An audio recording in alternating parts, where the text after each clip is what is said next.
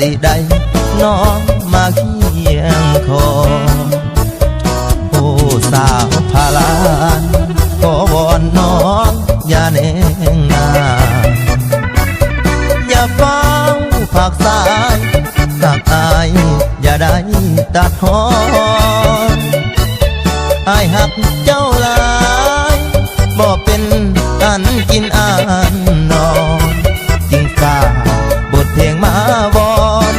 ที่ต้นอ่อนสาวเมืองพาลาน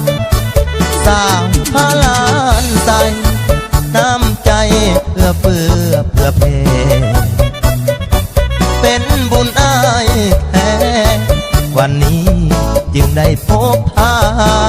นอายจะบ่ลืม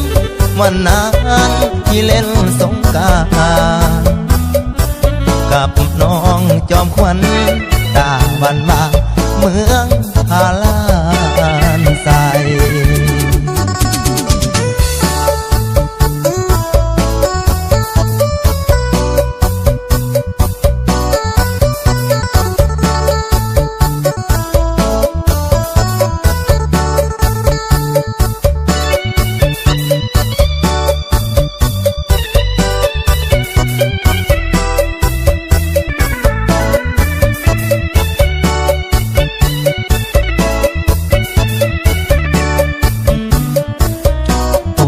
สาวพาลาน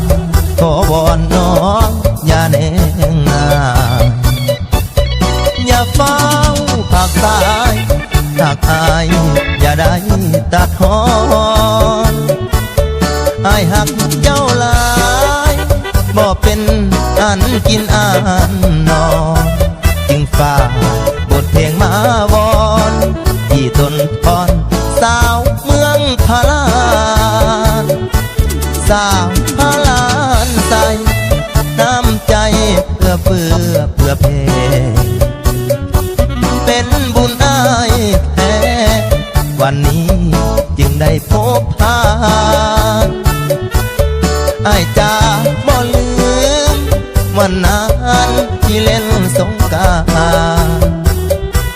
กับน้องจอมขวัญตาวันว่าเมืองพาลาน